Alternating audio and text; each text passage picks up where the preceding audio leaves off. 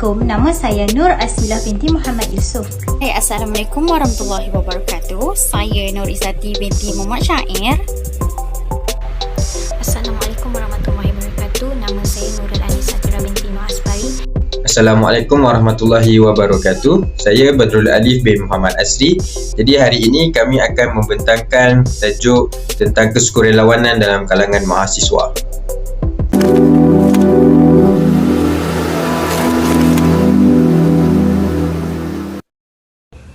Kesukarelawanan merujuk kepada perbuatan melakukan sesuatu tindakan dengan matlamat untuk membantu individu atau kumpulan tertentu, tidak melibatkan paksaan daripada mana-mana pihak, tidak melibatkan sebarang bentuk bayaran atau ganjaran material, dilakukan secara individu atau kolektif serta dilakukan secara formal atau tidak formal.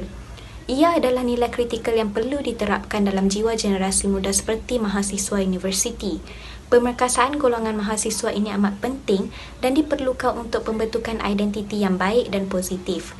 Lebih-lebih lagi, kesukarelawanan mempunyai banyak manfaat serta menjadi medium yang berkesan untuk pembangunan lestari mahasiswa.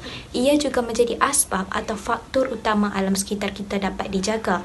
Menurut kajian Marby 1998, mahasiswa yang terbabit dengan aktiviti berkaitan kesukarelawanan dikenal pasti mempunyai perubahan ketara daripada aspek nilai sosial. Namun yang demikian, saban hari kebanyakan mahasiswa tidak lagi bergiat aktif dalam melakukan aktiviti kesukarelawanan atas faktor-faktor tertentu.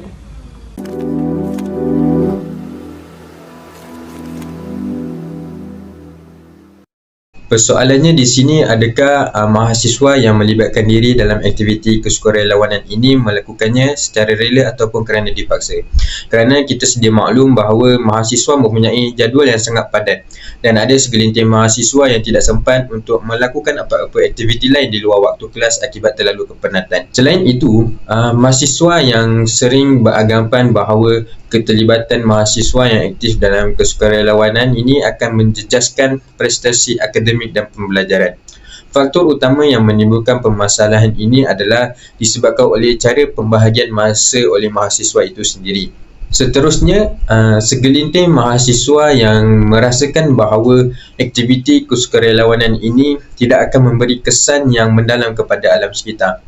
Hal ini kerana mereka merasakan bahawa alam sekitar yang telah dipelihara akan tetap dicemari oleh masyarakat yang tidak bertanggungjawab.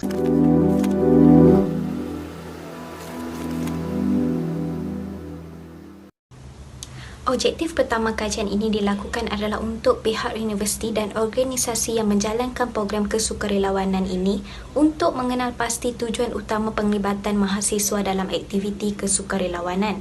Hal ini kerana aktiviti ini nampaknya tidak begitu mendapat sambutan terutamanya oleh para mahasiswa kerana mereka merasakan bahawa ia adalah aktiviti yang tidak begitu memberi manfaat kepada mereka.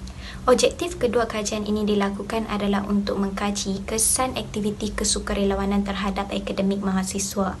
Hal ini kerana rata-rata mahasiswa mengatakan bahawa mereka tidak mahu untuk bergiat aktif dalam aktiviti kesukarelawanan kerana risau akan menjejaskan prestasi akademik mereka.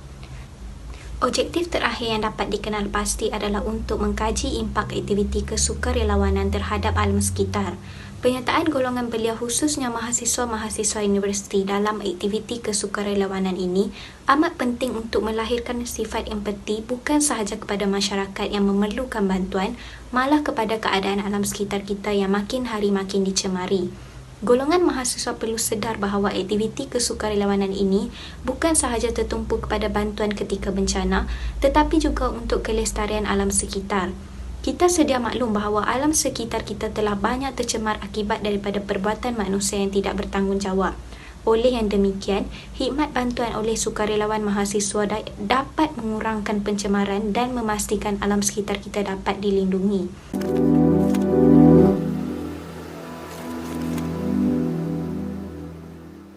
Definisi konseptual yang membawa maksud aktiviti-aktiviti kesukarelawanan yang melibatkan mahasiswa sebagai penggerak utama dan tunjang kepada aktiviti ini boleh dilakukan dengan jayanya sama ada di dalam ataupun di luar kampus.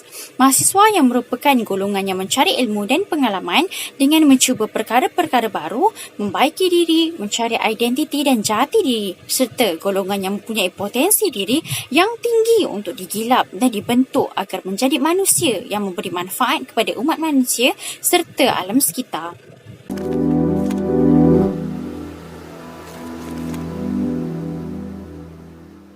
Kesukarelawanan dalam perspektif Islam. Dalam surah Al-Imran ayat yang ke-114, Allah pernah berfirman yang berbunyi, A'udzubillahi minasyaitonirrajim. Bismillahirrahmanirrahim.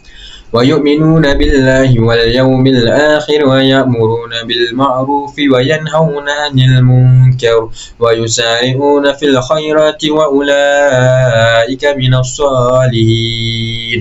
Sadaqallahul Azim, yang bermaksud mereka beriman kepada Allah dan hari akhirat dan menyuruh berbuat segala perkara yang baik dan melarang daripada segala perkara yang buruk, dan mereka pula segera pada mengerjakan berbagai-bagai kebajikan, dan mereka yang demikian sifatnya adalah dari orang-orang yang soleh.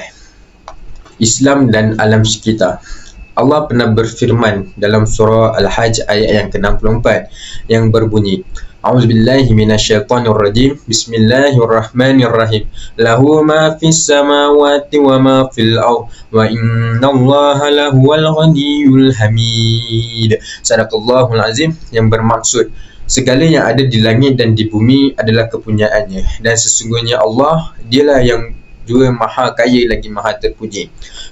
Sehubungan dengan itu, segala benda yang berada di atas muka bumi ini adalah dimiliki oleh Allah Subhanahu Wa Taala, dan manusia tidak mempunyai hak mutlak kepadanya ke atasnya walaupun mereka menggunakan sumber semula jadi ini. Manusia ini ditugaskan untuk menjaga kelestarian alam ini supaya dapat dirasai oleh seluruh umat manusia dengan aman. Bergerak pula kepada pendapat ulama dan sarjana terhadap tajuk yang dibincangkan ini, aktiviti kesukarelawanan yang melibatkan perbuatan-perbuatan yang membantu meringankan beban orang lain dengan menolong meringankan kesusahan mereka juga termasuk dalam wakaf tenaga kerja kerana perbuatan aktiviti ini memberi manfaat dan kebaikan kepada banyak pihak. Secara umumnya, mahasiswa yang melibatkan diri dalam mana-mana aktiviti kesukarelawanan ini insya-Allah akan mendapatkan ganjaran pahala kerana telah membantu orang lain.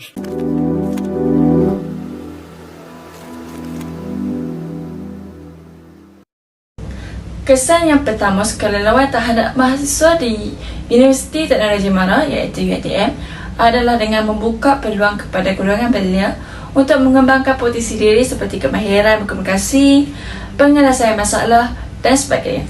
Kemahiran berkomunikasi adalah sangat penting pada zaman sekarang dalam proses kehidupan manusia, dan ia juga senang untuk mendapatkan pekerjaan selepas mereka menamatkan zaman belajar mereka. Kesan yang seterusnya sukarelawan terhadap mahasiswa ialah mahasiswa dapat muhasabahkan diri mereka sendiri. Hal ini kerana mereka dapat mendedahkan mahasiswa kepada nasib dan persekitaran kehidupan golongan yang kurang bernasib baik ataupun yang kurang berkemampuan. Apabila mahasiswa terlibat dengan aktiviti-aktiviti seperti ini dengan membantu orang-orang yang tidak berkemampuan, dan daripada itu akan wujudnya rasa muhasabah diri dan belas kasihan dalam diri setiap mahasiswa dalam hati. Jika sebelum ini kita selalu mengeluh tentang apa yang berlaku di sekeliling kita dan tidak bersyukur dengan apa yang ada di sekeliling kita, melalui aktiviti seperti ini kita akan lebih menghargai untuk bersyukur. Akhir sekali, kesan kesukarelawan terhadap mahasiswa ialah meluaskan kenalan antara kenalan dengan jaringan profesional, pelbagai aktiviti-aktiviti khidmat sosial yang dianjurkan oleh institusi pengajian tinggi yang boleh disertai oleh mahasiswa. Contohnya di University of Melbourne, mereka diberi peluang untuk mengetahui kesukarelawan sama ada dalam atau di luar kampus. Mahasiswa bukan sengaja dapat menjadi sukarelawan, malah mereka juga dapat menambahkan kenalan yang baru dan meningkatkan kemahiran dan jaringan profesional.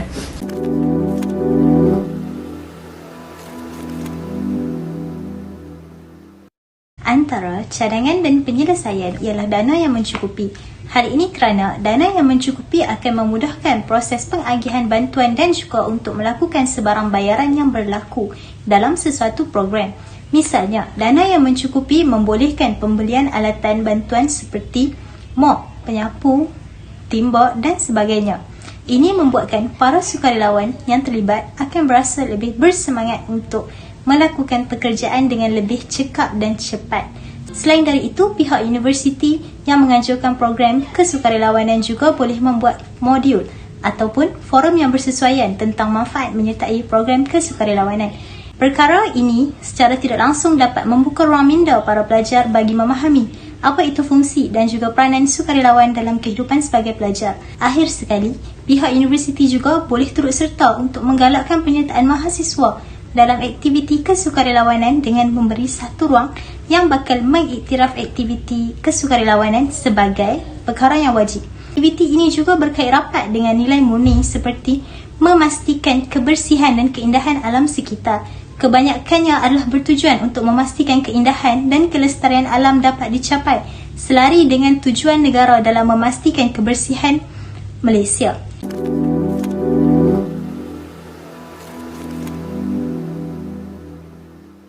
Kesimpulannya, mahasiswa yang terlibat dalam pembangunan masyarakat mempunyai potensi dalam menyelesaikan masalah dan berkemahiran membuat suatu keputusan serta cemerlang menjadi seorang pemimpin.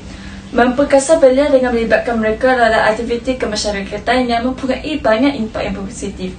Mereka juga dapat mendapat pendedahan berinteraksi dengan golongan yang lebih dewasa.